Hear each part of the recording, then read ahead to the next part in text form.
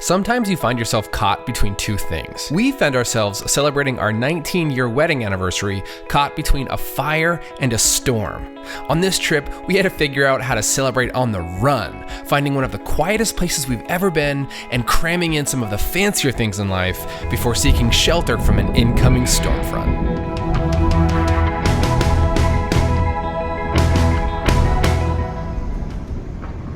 Before heading out of town, Kate and I took advantage of the rare opportunity to be without kids to grab lunch in downtown Boise at one of our favorite local spots, Juniper. It has a great vibe, serves a lot of local foods, and always makes killer cocktails.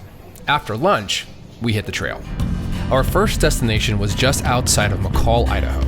On the way up the mountain, Kate realized she forgot her hat, so we stopped by the Brundage Mountain Ski Resort to nab something for her. I like that new hat. I like it. I'm a mama bear. We'd come back to Brundage later on this trip, but from a totally different perspective.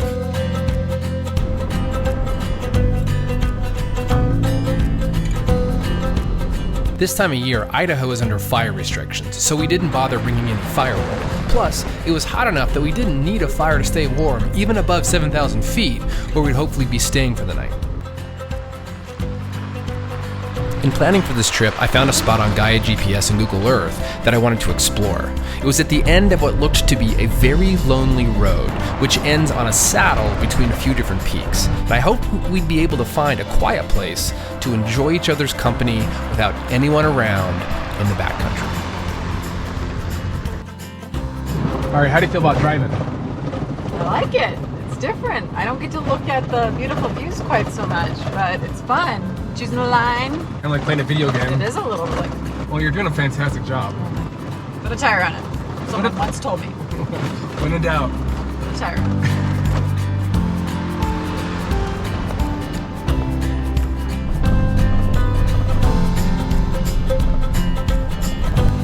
The road was very easy with no obstacles and hardly even any rocks to dodge. We didn't see a single vehicle along the way, which gave us hope that when we arrived, we'd be alone.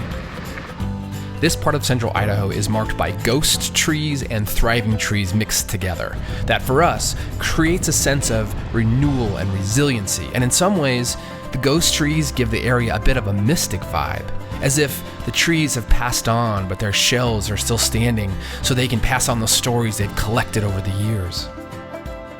As we drove deeper and deeper into the wilder parts of Idaho, we were reminded that massive fires were burning throughout our forests. Much of the smoke was blowing over from the Dixie Fire located about 30 miles northeast of us, but there was also smoke from Oregon and California blowing into our airspace as well.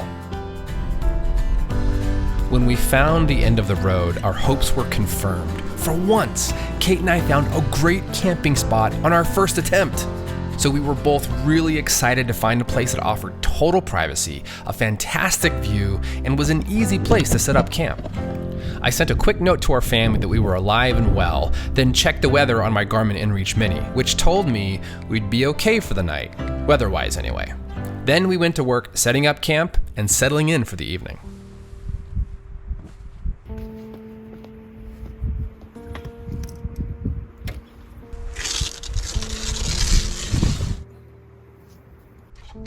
There is a quietness, a stillness that comes with being remote. There's a feeling that although there are 7 billion people on this earth, there are still spaces where nothing happens for long stretches of time. The wind blows, the plants grow, and the animals are totally unaware that human society exists. These quiet places, when we find them, give Kate and I the ability to relax that part of our brain that is overstimulated with digital notifications, human drama about mundane things, and the expectation to produce or move aside. Instead, we focus on the very simple problems at camp, like, Kate, what are we having for dinner? We're having steak with a different chimichurri sauce than what we've ever had before. So we're going to just do a little contrast comparison. It's going to be okay. We're not doing Overland X? We're not doing Overland X's chimichurri sauce. I know. I just want to try something new. So we're doing filet mignon. Mignon. Is it filet mignon or filet mignon? It's filet mignon. Filet mignon. On the special reduced sale, just for the record. Nice. We're doing filet mignon on the grill with chimichurri sauce with a beautiful tomato basil from our garden salad and some corn on the cob. Nice. Okay. Let's do it. There are times when Kate and I go for the quick and easy meals at camp, but there's something special about eating freshly cut and mixed ingredients bought from local sources when you're out in the wild. It's not like we hunted and foraged for our dinner or anything, but it does hit your senses differently when you're out there. Much different than something freeze-dried or from a can. Plus, it was our anniversary, so I think we're entitled to be a little bit more fancy than fast.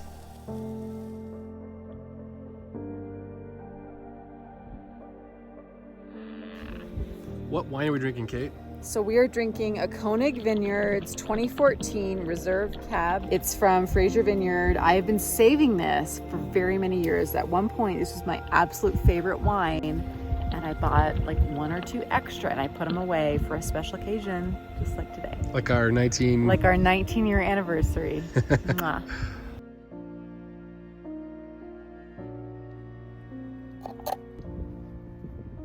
What do you think? That's good. How's the wine, Kate? Ooh, that's good. After dinner, we just sat and did our best to become part of the landscape. You know it's real love between you and another person when you can have comfortable and peaceful silences before slipping away into the evening.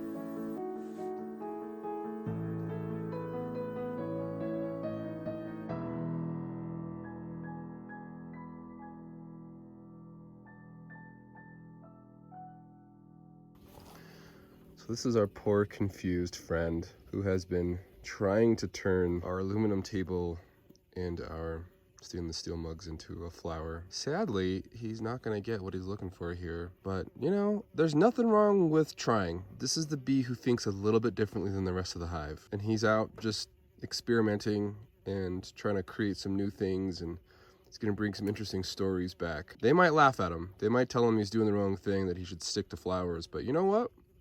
I'm all right with a bee that thinks a little bit differently. And that may have been the dumbest thing I've ever said on camera. Good morning.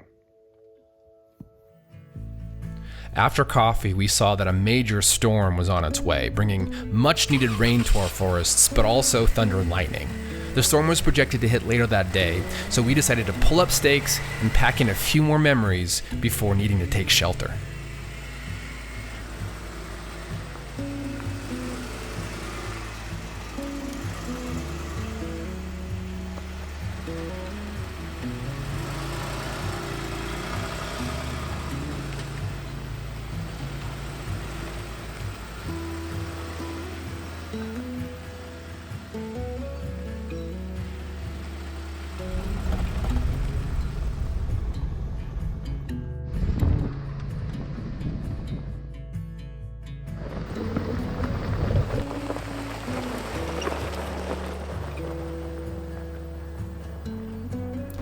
Our next destination was Brundage Mountain, again, but this time we were driving up the backside of the mountain to the summit. We spend a lot of time here in the winter skiing with our family, but we'd never driven up the backside. And to see it from the top down during the summer was pretty special for us. What goes up must come down, and so we did. Our next stop would be quite a departure from where we had just been.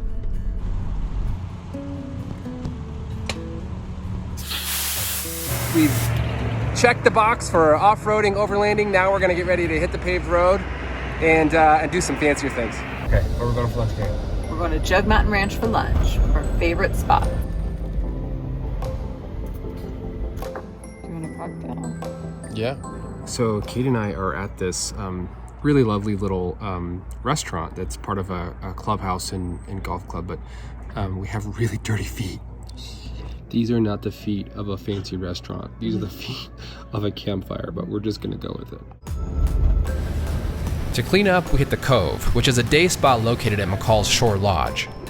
Dinner that night was also at the lodge, and we thoroughly enjoyed being a little fancy. After dinner, the storm was pushing in, so we made for our family cabin located just outside of town. The winds picked up, the clouds moved in, we could hear the thunder rolling in, and it was only a matter of time before the skies opened up too. We are grateful to have a beautiful home in the mountains to watch the weather pass by, and pass by it did. The morning after the storm left the mountains refreshed and delivered some much-needed help to the fires raging north of us. This trip, although not the sprawling adventures that we sometimes embark on, was the perfect way to acknowledge that love is a choice. Kate and I chose each other 19 years ago now, and we didn't have to. We chose to build a life together and to find adventures that have taken us all over the world. And yet, wherever we are, we're at home when we're together.